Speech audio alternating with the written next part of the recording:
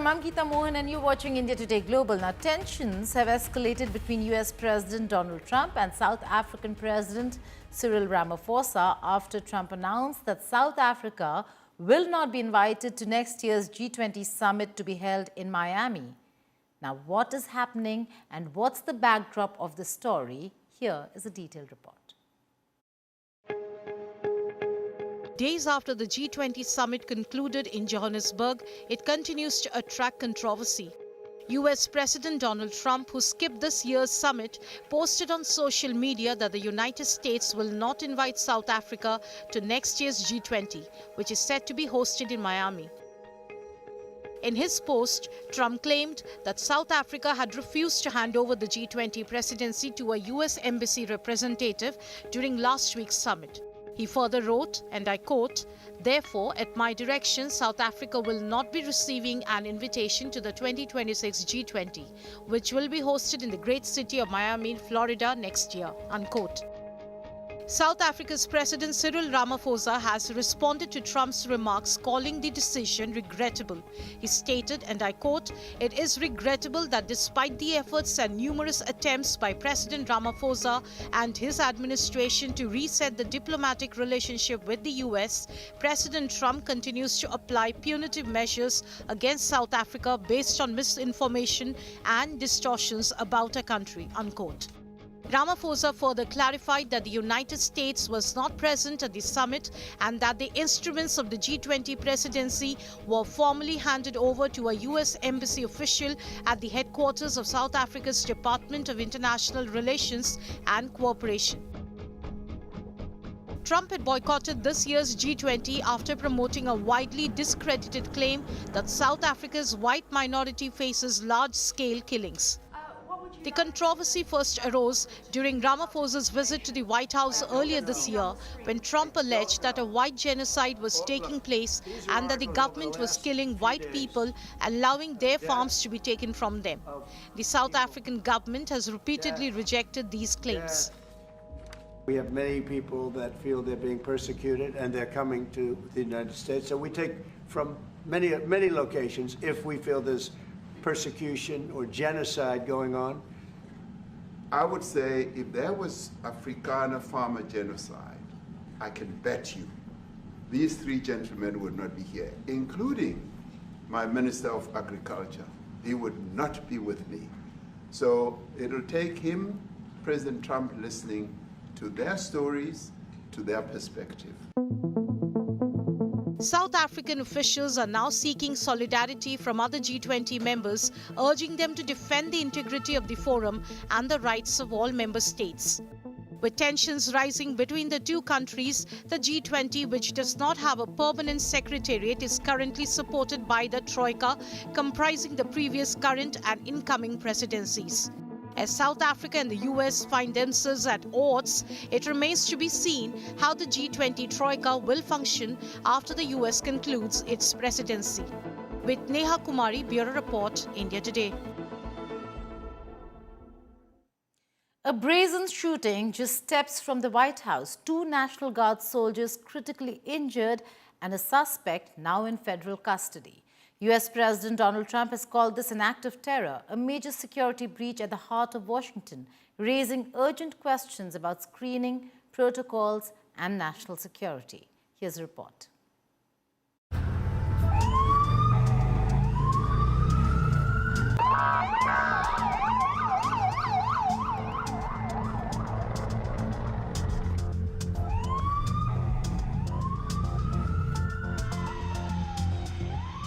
A shooting just a short distance from the White House complex. A gunman opened fire on National Guard personnel stationed in the area on Wednesday. 2 soldiers were hit, one in the head and the other in the chest. Both remain in critical condition. Security forces responded immediately, engaging the shooter. The attacker was injured in the exchange of fire and was taken into custody. Authorities have identified the suspect as Raimanullah Lakhanwal, a 29-year-old Afghan national who resettled in Washington state. Investigators say he entered the United States in 2021 under the Biden administration's Operation Allies Welcome initiative. The FBI has now assumed control of the investigation. There is confirmation now that the subject had a relationship in Afghanistan with partner forces. We are fully investigating that aspect of his background as well, to include any known associates that are either overseas or here in the United States of America. US President Donald Trump and other officials in the current administration have reacted strongly to the attack. This heinous assault was an act of evil, an act of hatred, and an act of terror. It was a crime against our entire nation. It was a crime against humanity. As President of the United States, I am determined to ensure that the animal who perpetrated this atrocity pays the steepest possible price. I will ask the Secretary of the Army to the National Guard to add 500 additional troops, National Guardsmen, to Washington, D.C. This will only stiffen our resolve to ensure that we make Washington, D.C. safe and beautiful. The drop in crime has been historic. The U.S. Citizenship and Immigration Services announced it has suspended all immigration processing for Afghan nationals indefinitely. The incident has once again highlighted potential vulnerabilities within America's core security infrastructure. Bureau Report, India Today. Dominican Republic President Luis Abinader announced that he had authorized the U.S. government to operate inside restricted areas in the Caribbean country to help in its fight against drug trafficking. Abinader further added that the U.S. can refuel aircraft and transport equipment and technical personnel at restricted areas within the San Isidro Air Base and Las Americas International Airport for a limited time. He made the announcement with Defense Secretary Pete Hegseth at his side. Hegseth traveled to Santo Domingo to meet with the country's top leaders, including Abinader and Minister of Defense Lieutenant General Carlos Antonio Fernandez Onofre. It was the first major public agreement that the U.S. has struck with a Caribbean nation as it seeks friendly allies to support its attacks against alleged drug smuggling boats in the region and beyond, killing at least 83 people since the strikes began in early September. Hegseth said the Dominican Republic was a regional leader willing to take on hard challenges. I announced to the nation that we have authorized the United States for a limited time to use restricted areas at the San Isidro Air Base and Las Americas International Airport for logistical operations such as aircraft refueling and the transport of equipment and technical personnel. The purpose is clear: to strengthen the air and maritime protection ring maintained by our armed forces, a crucial effort to prevent the entry of narcotics and to strike a more decisive blow against transnational organized crime. What is a temporary deployment of U.S. service members and aircraft conducting Operation Southern Spear. Small footprint, temporary, fully respecting your sovereignty and your laws and all the dynamics here in the Dominican Republic. It's a great partnership that we're, and truly a joint effort between our two countries against narco trafficking and narco terrorism. Global attention has intensified over the uncertainty surrounding former Pakistani Prime Minister Imran Khan's status as the hashtag "Where is Imran Khan" dominates social media platforms and fuels widespread concern. Rumors alleging Imran Khan's ill health, alleged disappearance, and even false reports of his death have circulated online, prompting heightened anxiety among supporters and political observers. Khan's family members claim that they have been denied prison visits for several weeks, raising further questions about his condition. Visuals of his sisters attempting to secure a meeting at Adiala jail have amplified public scrutiny, while protests continue to build outside the facility. Pakistan Tehreek-e-Insaf, that's PTI, has demanded proof of life and a clear official statement from authorities regarding Khan's status. Party officials insist the government must allow immediate family access to dispel speculation. Supporters argue the state bears full responsibility for ensuring Khan's safety and upholding his constitutional rights. As tensions increased, Adiala jail authorities issued a statement rejecting reports that Khan had been transferred. Officials said he remains inside the facility and is in good health and is receiving full medical care. Pranay Upadhyay, my colleague, joins me for more on this. Pranay, we were discussing this yesterday and we continue to discuss. The same question comes up. Where is Imran Khan? Very cryptic silence being maintained by the Pakistani military establishment as well as the Pakistan government authorities, jail authorities, that where exactly is Imran Khan. However, the PTI leader Salman Akram Raza, who's also a senior lawyer who has represented Imran Khan in different court cases, has issued a statement, and he said that he has been put into a solitary confinement, and this is totally in violation of his human right. This is his legal rights, because he's being denied any access to family, any access to his lawyers. And this is in violation of the Pakistani legal norms. But it has been 845th day of imprisonment of Imran Khan. There is a sit-in dharna outside the Adiala jail in Rawalpindi, and the temperature is around 11 degrees Celsius in Rawalpindi right now, Gita.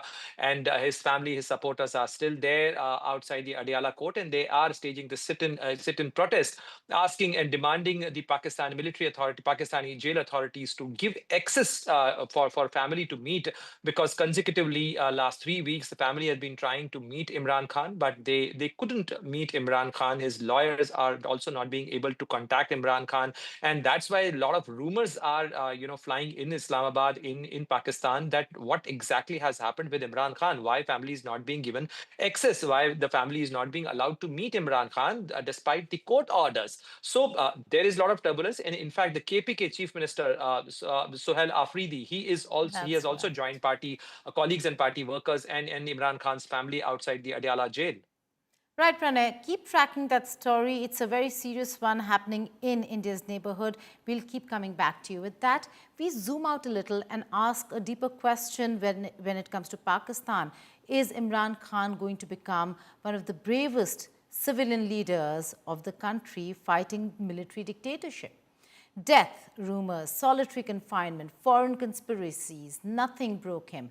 The establishment feared him. The world watched. Now, can Imran Khan's defiance spark a revolution and redefine Pakistan's political future forever? Can Imran Khan's refusal to bow rewrite Pakistan's political destiny? Or is this yet another sacrifice for the supremacy of the military dictatorship in Pakistan? Hello and welcome. You're watching Statecraft with me, Geeta Mohan.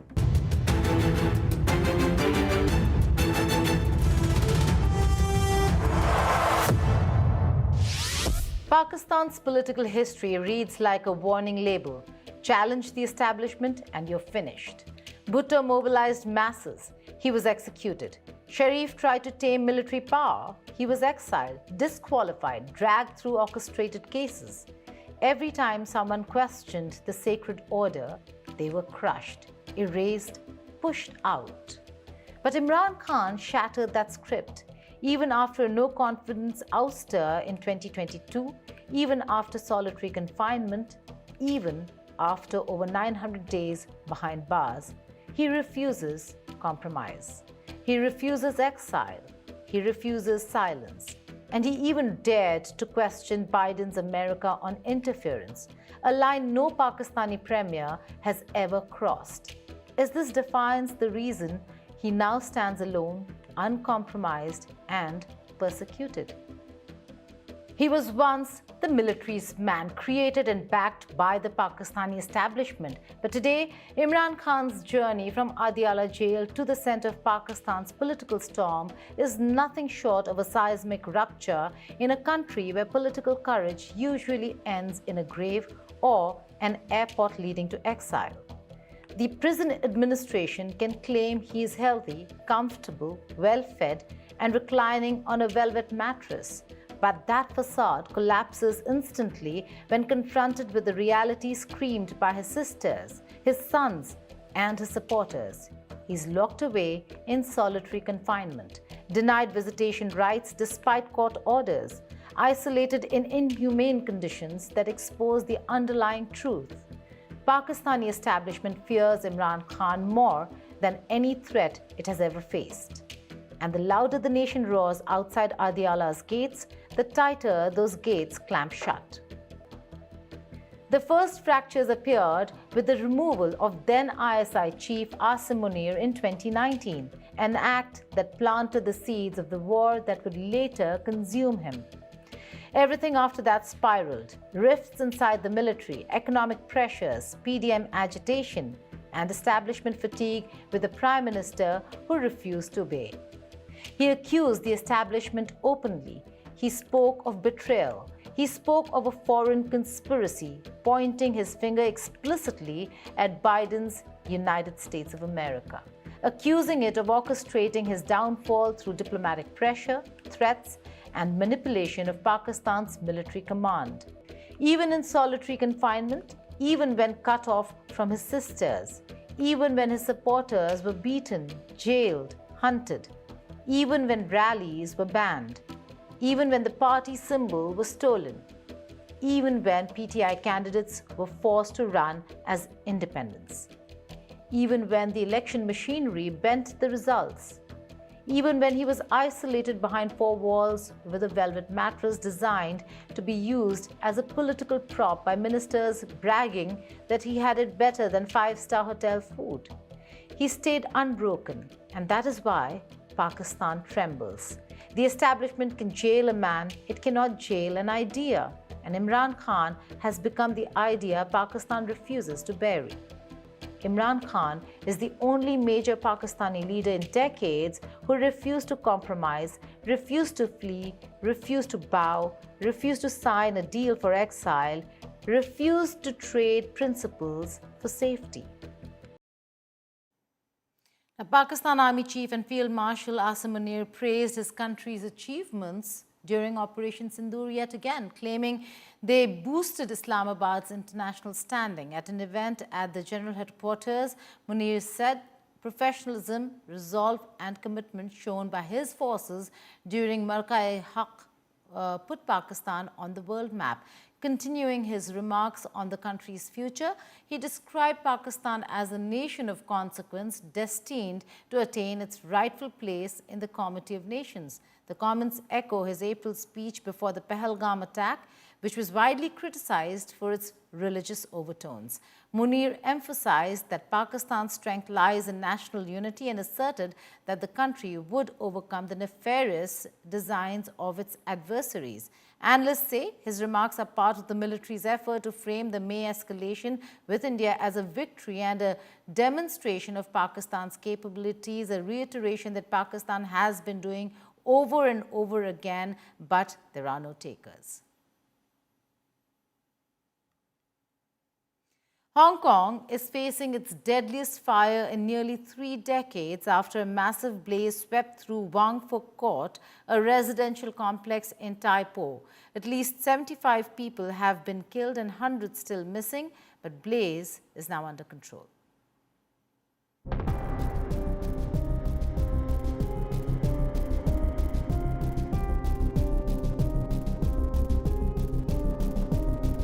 Hong Kong is battling its deadliest fire in nearly 3 decades. The massive blaze tore through a housing complex, engulfing 7 high-rise buildings and claiming over 50 lives.